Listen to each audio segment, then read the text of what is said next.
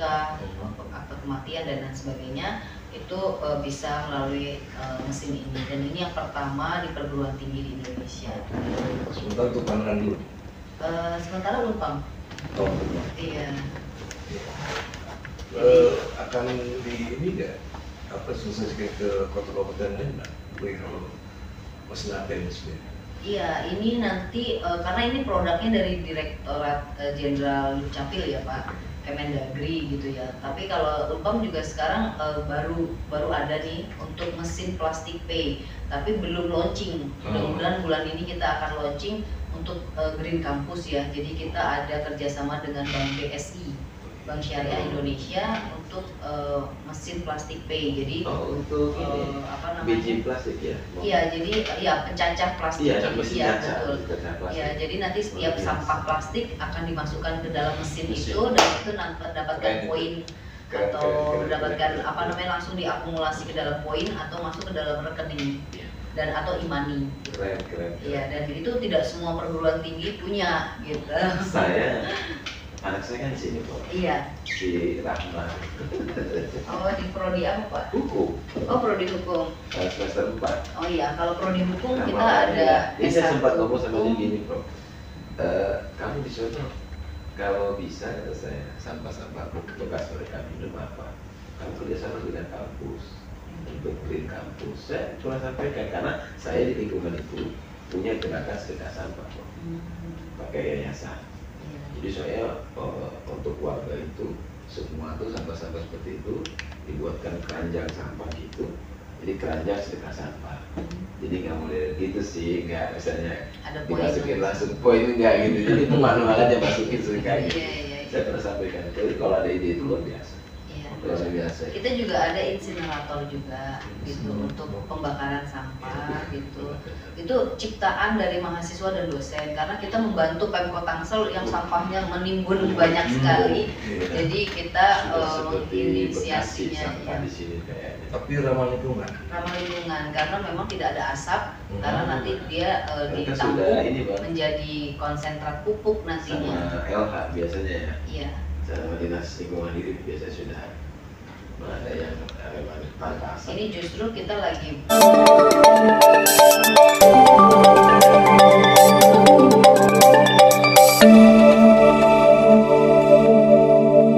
RHLGTV Channel, radar, handal, lugas, gemilang. Assalamualaikum warahmatullahi wabarakatuh. Waalaikumsalam warahmatullahi wabarakatuh. Prof, kami dari Forum Penulis dan Wartawan Indonesia ingin menggali seputar sejarah berdirinya Unpam, dan juga sebenarnya Unpam itu konsepnya itu bagaimana ya bisa menyelenggarakan sebuah pendidikan tinggi dengan biaya yang menurut kami ini murah sekali gitu. Sangat murah. Bayangkan biayanya hanya 1,8 per semester. Sementara di luar sana itu harganya paling murah mungkin ya 5 juta ya. Itu sudah paling murah gitu kan. Silakan Prof dijawab. Ya, makasih Pak. Jadi yang pertama mungkin selamat datang di Universitas Pamulang. Kampus Vito ini merupakan kampus kedua kita. Yang pertama ada di Pamulang, kampus pusatnya. Kemudian yang ketiga di Witana Harja, dan yang keempat ada di Kota Serang. Alhamdulillah saat ini Unpam memiliki 10 fakultas dan 1 program pascasarjana, yang mana di situ ada 39 program studi. 39 program studi, dan alhamdulillah jumlah mahasiswa kita ini mungkin paling banyak se-Indonesia selain UT ya. Kita di kisaran kurang lebih 85.000 jumlah mahasiswa kita, dan dosen kita ada sekitar 2.200 dan tenaga pendidiknya ada sekitar kurang lebih 1.000 gitu. Jadi Unpam berdiri tahun 2001 waktu itu oleh Yayasan Primajaya, kemudian alih kelola di tahun 2004 kepada Yayasan Sasmita Jaya. Almarhum ketua yayasan kita Pak Dr. Honoris Causa Haji Darsono wafat di bulan Desember 2022. Sekarang penerusnya ketua yayasan yang baru Bapak Dr. Pranoto sebagai ketua yayasan Sasmita Jaya. Ini beliau sudah generasi kedua. Generasi kedua. Ya. Iya. Ya. Terkait tadi Prof, bagaimana Unpam bisa menyelenggarakan sebuah pendidikan tinggi tadi ya dengan biaya sangat murah.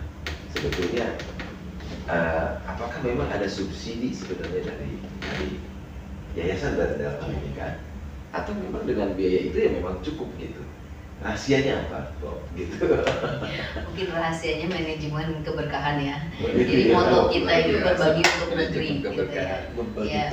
Iya, moto kita berbagi untuk negeri. Oh, itu motonya, Prof? Iya, berbagi untuk negeri. Berbagi untuk negeri. Ya, karena memang dulu almarhum ketua yayasan itu beliau tidak bisa kuliah karena seorang anak petani dari Bantul, Yogyakarta. Kemudian dia ingin setiap orang itu bisa mengenyam bangku pendidikan walaupun kaum marginal atau menengah ke bawah gitu. Jadi beliau menyelenggarakan pendidikan yang terjangkau dan tapi untuk berkualitas lah di tingkat perguruan tinggi. Jadi kita dari 2001-2004 itu SPP-nya hanya 100.000 waktu itu per bulan. Gitu. Saat ini bisa dicicil 200.000 kalau yang di Tangerang Selatan. Tapi kalau yang di Serang kita bisa dicicil per bulannya itu 150.000. Yang di Serang lebih murah lagi. Kalau yang di Serang itu PSDKU karena kita alih kelola dari Deli Serdang Sumatera Utara namanya Universitas Utomo. Kemudian kita relokasi ke Serang baru kita mergerkan ke Unpam. Gitu. Dan kita juga menerima mahasiswa difabel atau disabilitas. Ada juga, Prof? Ada Di Serang kampusnya di Serang. Di seluruh kampus, termasuk di sini. termasuk di sini. Jadi mahasiswa disabilitas kita kasih beasiswa full gratis sampai lulus sampai dengan kita berikan alat bantu laptopnya gratis juga gitu, untuk dipinjamkan. Dan alhamdulillah sudah 15 orang ya yang lulus sarjana ya. Iya. S1 dan ada magister hukum juga ada tunanetra ya. Dan Ini yang tidak diketahui oleh publik. Iya. betul. Memang kurang. Yang tinggi menerima mahasiswa difabel. Iya. Ya. Betul. Itu apa ya yang peraturan difabel ini apa sih? Ya, seperti tunanetra, tunarungu, tunadaksa itu yang kita terima. Jadi nanti kita juga ada seleksi ya, apakah bisa masuk untuk mahasiswa kita, dan itu tidak ada kelas khusus, jadi kita campur dengan umum gitu di kelas-kelas biasa. Dan memang nanti biasanya ada volunteer yang membantu mereka para mahasiswa dan dosen, karena kita juga ada lembaga untuk difabelnya khusus yang ada khusus. ya. Kirain ada dosen khusus yang menangani mereka, nggak ada ya? Iya, ada dari lembaga. Ya, dari lembaga yang untuk menangani disabilitas itu, mereka yang akan mengarahkan bagaimana para mahasiswa difabel ini untuk beraktivitas. Dan kita sudah kasih dari mulai gerbang pintu masuk sampai dengan ruang kelas ada jalur khusus. Ya, jalur khusus untuk mahasiswa disabilitas. Berarti penuntut di mana-mana ini ada bahasa tinggi ya? Penerjemah materi untuk orang-orang tentang penghubung kayaknya mereka pakai medianya. Iya, medianya seperti kayak laptop gitu ya. Kalau untuk tunanetra dia pakai aplikasi yang ada suaranya gitu. Kalau yang tunarungu kemungkinan dia pakai alat bantu pendengaran. sih. Gitu ya, Iya. pembelajaran mereka ya. Iya. Dan kita yayasan memiliki unit-unit usaha, unit produksi gitu. Jadi ada properti, ada pertanian, peternakan, sampai air mineral, bengkel dan lain sebagainya. Memang itu yang menopang untuk subsidi pendidikan, penyelenggaraan pendidikan. Begitu ya. Oh, jadi bisa dikatakan untuk Unpam itu di badan yayasannya ini punya unit-unit bisnis gitu ya. Seperti itu ya. Luar biasa ya. Dan itu terpisah dari yayasan atau memang yayasan langsung? Yayasan langsung. Yang mengelola, termasuk air ini, Bang. Iya. Ini produksi Unpam. Air Luar kita biasa. kita. Ini air minum. Jadi mahasiswa sini kalau beli air ya air ini, air Unpam. Di kantin tersedia. Nah, berarti ini tidak keluar produk. Sementara di kampus saja sudah cukup banyak ya, karena mahasiswa kita kalau hari Sabtu 30.000 yang mengkonsumsi dalam satu hari gitu kan. Tapi kalau seandainya memang ada juga yang diperjualbelikan di luar juga nggak masalah, karena memang harganya memang lebih murah dari harga air mineral lain. Harga juga bersaing ya.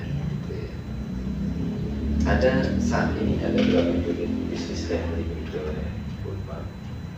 Ya tadi ada properti, ada pertanian, peternakan, perbengkelan, air mineral, dan kita ada minimarket itu sebagai teaching factory gitu. Jadi kayak laboratorium kewirausahaannya Fakultas Ekonomi Bisnis, kita kerjasama dengan Indogrosir, kita punya minimarket dan itu menampung segala UMKM baik mahasiswa maupun dosen.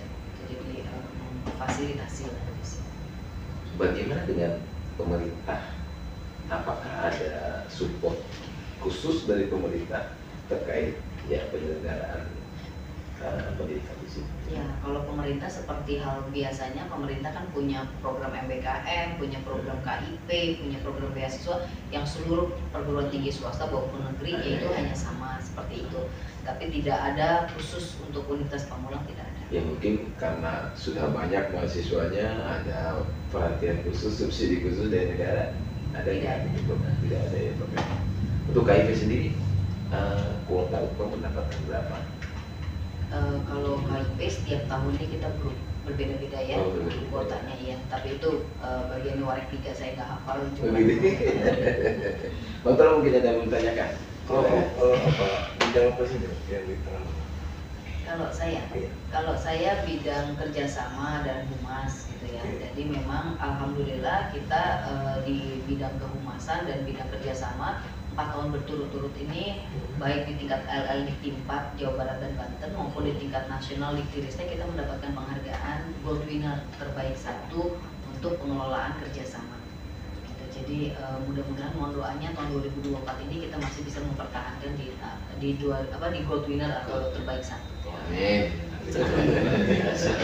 Kebetulan kami dari forum dosen makalah ini kita belum banyak beberapa hal program ya ke depan seperti itu yang ini sih kami kerjasama dengan Unpad ya. Satu di antaranya mungkin terkait dengan pelatihan ya kan, baik pelatihan guru, kemudian juga nanti pelatihan juga kaum difabel, karena kami juga akan mensupport ada sekolah alam disabilitas free. Nah kita butuh artinya dari umpamanya entah dari mahasiswanya atau apa segala macam yang jadi relawan lah untuk mengajar kalau bisa seperti itu.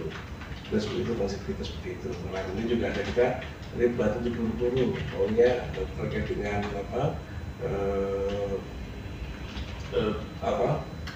bahasa dan sebagainya, ya bantu guru-guru dan sebagainya gitu. Tapi ini seperti itu. Kira-kira bisa nggak kita bisa? Ya. Kalau di Unpad sendiri, selain ada lembaga kemitraan di bawah Warek 4, kita ada yang namanya lembaga kursus dan pelatihan, ada lembaga pelatihan kerja. Itu kan izinnya dari Pemkot Tangsel ya, dan alhamdulillah sejak kemarin itu pandemi, kita memberikan pelatihan-pelatihan kompetensi untuk meningkatkan skill, bukan hanya bagi bukan mahasiswa Unpad saja, alumni, tapi juga masyarakat Kota Tangerang Selatan dengan Dinas Pendidikan, Dinas Tenaga Kerja. Jadi terbuka untuk umum. Kayak kita juga. Semacam BLK dong ya Pak? LPK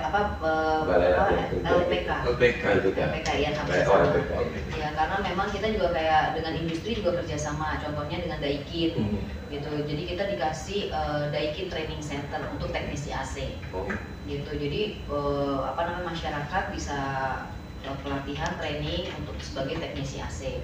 Kemudian dengan salon, kita ada salon, jadi untuk semua make up wisuda, kita kan setiap bulan wisuda 1000 wisudawan gitu. Jadi kita memberikan pelatihan untuk tata rias, wajah, hijab, rambut gitu ya, untuk para mahasiswa, alumni, masyarakat bisa berkontribusi gitu untuk mengembangkan unit-unit usaha itu.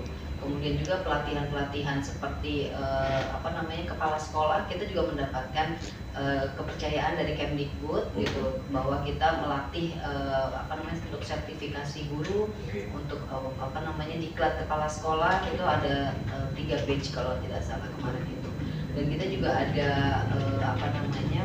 prodi-prodi baru ya, mulai dari PGSD, Magister Pendidikan Magister Pendidikan sampai dengan untuk sertifikasi guru gitu, profesi guru maksudnya. Ya, profesi. Tidak terbatas di Tangerang Selatan saja ya? Tidak terbatas di Tangerang Selatan saja. Jadi kemarin itu seprovinsi Banten dan untuk pelatihan-pelatihan itu kita juga secara online juga ada gitu ya. Jadi kita kerjasama dengan seperti yang main game online itu Garuda. Itu e-sport ya, kita juga ada e-sport, kemudian dengan Huawei kita juga ada sertifikasi internasional. Jadi ya cukup banyaklah kita kerjasama. Bentuknya apa? Memang ada dibuat free atau bagaimana untuk? Ya kalau untuk pendanaan dari Dinas Pendidikan dan Dinas Tenaga Kerja pastinya untuk para peserta semuanya gratis, free. Ya bahkan mereka dapat snack, makan siang, sampai dengan peralatan perlengkapan untuk pelatihan itu kita semuanya siapkan. Dan mereka gratis mendapatkan sertifikasi kompetensi gitu kan, secara cuma gratis. Berapa hari dong biasanya durasinya antara 3 sampai 6 hari sih. Ya biasanya 40 jam pembelajaran. Ya. Kemudian kalau untuk tadi para mahasiswa kontribusi untuk melatih ya di luar gitu. Kita ada namanya FKIP, Fakultas Keguruan Ilmu Pendidikan, yang mana mereka PPL. Jadi seperti magang gitu ya di sekolah-sekolah, baik dari sekolah SD sampai dengan SMA, SMK gitu kan. Apalagi tadi Bapak mau ada training segala macam gitu ya, itu kita ada program PPL itu untuk para mahasiswa FKIP. Atau memang untuk dosen dan mahasiswa kita PKM Pak, pengabdian kepada masyarakat yang setiap semester itu kita bisa kolaborasi kita untuk implementasikan program PKM bisa terlaksana. Bisa tetap dengan PKM itu sendiri. Iya, karena dosen wajib penelitian 1 tahun 1 kali, dan kalau PKM itu 1 semester 1 kali. Iya. Dan itu memang harus wajib diinput proposal sampai dengan pelaporannya melalui sistem di Unpad. Sintias namanya. Gambar ya. Karena tadi kan program banyak untuk masyarakat terutama ya. Emang kita selama ini kita sebagai cuma-cuma dengan masyarakat ya. Kenapa? Karena masyarakat di sana itu banyak yang membutuhkan pendidikan, yang artinya potensi tidak mampu. Ya. Seperti yang tadi bicara disabilitas. Kenapa kita pengen bikin sekolah alam disabilitas? Karena disabilitas itu cenderung sekolah mahal. Kalau inklusi itu sekolah mahal. Tapi sementara ada orang-orang tua yang kualitasnya mereka terbatas, dia butuh untuk anak-anaknya. Nah kita pengen punya sama kita bedah, ya pihak Umpang, orang Umpang seperti itu kita bahas itu. Memang kita coba mungkin diawali Depok dulu, nanti itu ya lain seperti itu. Iya, karena memang mahasiswa kita banyak ya, 85.000, nggak semuanya walaupun SPP-nya tadi terjangkau, nggak semuanya mampu bayar SPP itu. Terkadang ada, walaupun sudah terjangkau ya, tapi masih ada yang tunggakan-tunggakan. Nah itu kita fasilitasi namanya beasiswa mandiri. Maka para mahasiswa itu yang tidak mampu untuk bayar SPP, dia dilibatkan di dalam unit-unit usaha atau unit produksi. Iya, solusinya itu. Iya, air mineral, bengkel, segala macam. Ada PLTS, kita juga punya PLTS itu. Para mahasiswa bisa dilibatkan di situ. Jadi nanti mereka langsung dipotong uang sakunya untuk bayar SPP, baru sisanya dikasihkan ke anak-anak. Oh, jadi Ya pasti ada seperti solusi. SPG atau gimana itunya? Bukan, jadi dia terlibat seandainya produksi air mineral, dia untuk packaging, untuk apanya segala macam di bengkel, dia anak teknik mesin, dia bisa ngelas apa gitu kan, dia bisa ikut serta lah gitu. Jadi, Dan semua sistem yang ada di Unpam ini kita tidak ada vendor dan tidak ada kerjasama dengan perusahaan, kita bangun sendiri gitu. Iya, mandiri. Jadi mulai dari secure parking sampai finger absen dosen sampai aplikasi semua sistem di Unpam itu semuanya kita bangun sendiri. Jadi kelola sendiri. Karena kita tidak hanya ada skripsi tesis, kita ada uji komprehensif, tapi kita juga ada project gitu, project work itu untuk menggugurkan nilai tugas akhir gitu atau mengkonversi nilai tugas akhir itu dengan project gitu. Dengan project ya. Project, jadi kayak di luar negeri nih, iya, dosen dan mahasiswa bisa skripsinya bareng-bareng. bukan berupa tulisan saja tapi Iya. project. Di luar negeri kan punya perusahaan baru lulus gitu. Itu justru ada pembiayaan, itu nanti ada insentif gitu, kompensasi dari yayasan. Luar biasa. Jadi harus banyak di Unpam yang lain sebetulnya ya. Semoga Mohon doanya aja, Iya, mudah-mudahan iya. Unpam bisa unggul. Kalau udah unggul bisa buka cabang di seluruh Indonesia. Gitu ya. Sudah berjalan berapa tahun sih? 22, 23 lah. Iya, 2001 ke 2024. Berarti 23 ya, 23 ya. 23. Itu memang belum bisa untuk buka di luar gitu ya. Kalau Secara masih di pimpinan Tangerang sudah, Selatan atau berbatasan langsung dengan kota kabupaten kita bisa. Tapi kalau sudah di luar perbatasan kabupaten kota, kita harus PSDKU tadi yang kita harus alih kelola dari Deli Serdang Sumatera Utara, kemudian gitu. relokasi baru dimergerkan ke Unpam. Jadi kalau bangun sendiri atas nama Unpam langsung belum bisa. Kalau di luar Di perbatasan luar kota perbatasan. kabupaten. Terkait dengan izinnya tadi. Iya. Tapi kalau seandainya kita sudah unggul, kita sudah bisa buka di seluruh Indonesia. Untuk masuk kepada tadi kategori unggul itu apa, Bro? Ya Kira-kira pastinya. tadi secara mahasiswa sudah banyak sekali gitu Iya. kan, sampai 85.000 mahasiswa. Terus tadi apa untuk fakultasnya berapa tadi, Bro? 10 10 ya. satu pasca sarjana. Apa yang membuat Unpam sampai saat ini belum masuk kategori unggul? Iya. Yang pertama pastinya SDM. Oh, Iya, SDM. Kita guru besar baru 2. iya. Saya dan Prof. Oksi dalam bidang ilmu hukum gitu, guru besarnya. Dan satu PAK sudah keluar, direktur pasca sarjana, tapi sudah almarhum kemarin kecelakaan tol Cipaling. Oh, Iya. oh ya kemarin Iya, itu iya. yang di Subang itu kan ya? Betul, di Iya. Majalengka. Oke, saya Iya. yang Prof lagi di Di Hongkong Hongkong, bukan? betul. Iya. Itu di bidang manajemen itu tinggal pengukuhan guru besar itu, Ya tapi Allah. alhamdulillah mudah-mudahan banyak lagi lah guru besar lainnya di Indonesia yang lahir. Prof itu ada rekor muri. Itu Rekor muri tahun 2022 diberikan oleh Dirjen Dukcapil. Alhamdulillah kita punya ADM namanya, Anjungan Dukcapil Mandiri. Disut nih rekor murinya. Iya, ini rekor muri Anjungan Dukcapil Mandiri seperti mesin ATM gitu. Jadi ini program pengabdian kepada masyarakat kita. Kita membantu Dinas Dukcapil maupun Dirjen Dukcapil untuk pelayanan kepada masyarakat. Untuk ada 8 ya kalau tidak salah, pelayanan KTP, kartu keluarga, buku nikah, akte kematian dan lain sebagainya. Itu bisa melalui mesin ini, dan ini yang pertama di perguruan tinggi di Indonesia. Sebentar untuk Tangerang dulu. Sementara Unpam. Oh, Iya. akan di ini nggak selesai ke kota kabupaten lain nggak? Kalau mesin ATM sebenarnya. Iya, ini nanti karena ini produknya dari Direktorat Jenderal Dukcapil ya Pak, Kemendagri gitu ya. Tapi kalau Unpam juga sekarang baru ada nih untuk mesin plastik pay, tapi belum launching. Mudah-mudahan bulan ini kita akan launching untuk Green Campus ya. Jadi kita ada kerjasama dengan Bank BSI, Bank Syariah Indonesia, untuk mesin plastik pay. Jadi untuk ini biji plastik ya? Iya, jadi pencacah plastik. Iya, mesin kaca. Betul. Iya, jadi nanti setiap sampah plastik akan dimasukkan ke dalam mesin itu, dan itu mendapatkan poin atau mendapatkan langsung diakumulasi ke dalam poin atau masuk ke dalam rekening dan atau e-money. Keren. Iya, dan itu tidak semua perguruan tinggi punya gitu. Anak saya kan di sini Bro. Iya. Si Rahma. Oh, di prodi apa Pak? Hukum. Oh, prodi hukum. Semester 4. Oh iya, kalau prodi hukum Rahma kita ada Jadi saya S1 sempat ngomong sama dia hukum. gini Bro. Kamu di sono kalau bisa kata saya sampah-sampah bekas mereka minum apa? Kamu kerjasama dengan kampus untuk clean kampus. Saya cuma sampaikan karena saya di lingkungan itu punya gerakan sedekah sampah Bro. Pakai yayasan. Jadi saya untuk warga itu semua tuh sampah-sampah seperti itu dibuatkan keranjang sampah gitu. Jadi keranjang sedekah sampah.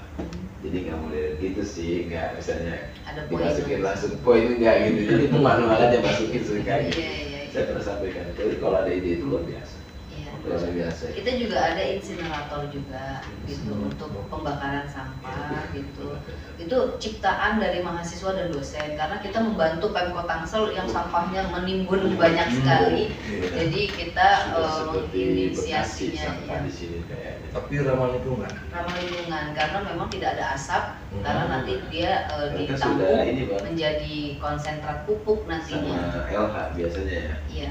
Sama dinas lingkungan hidup biasanya sudah ada yang tanpa asap. Ini justru kita lagi mau menjajaki untuk mendapatkan izin emisi gitu supaya kita bisa produksi nih insinerator karena wali kota, kepala dinas lingkungan hidup minta kita untuk membuat per kecamatan sebenarnya gitu. Cuma kita belum sanggup nih, kita belum sempat gitu.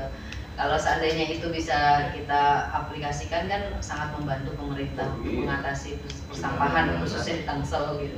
Sampah Karya mahasiswa Unpam semua di mesinnya. Iya, karya sendiri, mahasiswa dan dosen sendiri. Unpam. Gitu karena kita juga kemarin ada penelitian yang dapat hibah dari Kemdikbud di Kristek hasil dari insinerator itu jadi paving block.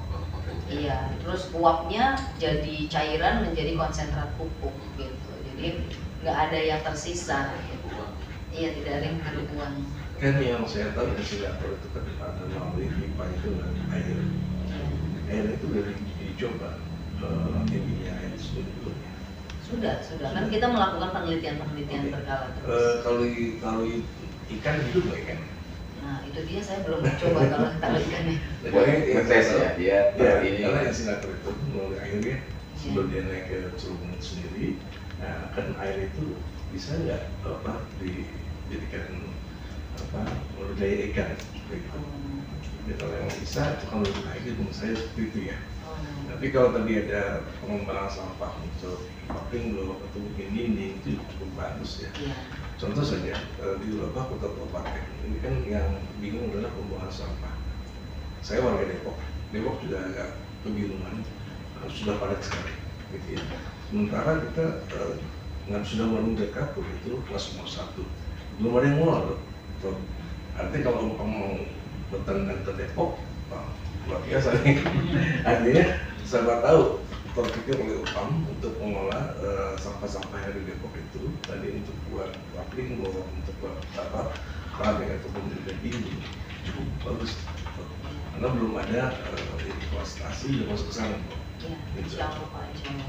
Ini juga dari Wali Kota Tangerang Selatan juga sudah meminta kita juga gitu kan untuk insinerator ini, cuma kita masih dalam proses perizinannya gitu kan. Yang susah perizinannya justru Pak daripada untuk membuatnya gitu, harusnya dimudahkan ini para pemerintahnya. Ya mudah-mudahan dengan podcast ini pemerintah Betul. ya kan mempermudah untuk perizinan pembuatan. Berikan perhatian lah ya. Iya, Ya, berikan betul. perhatian karena sebetulnya jarang orang yang berpikir seperti itu.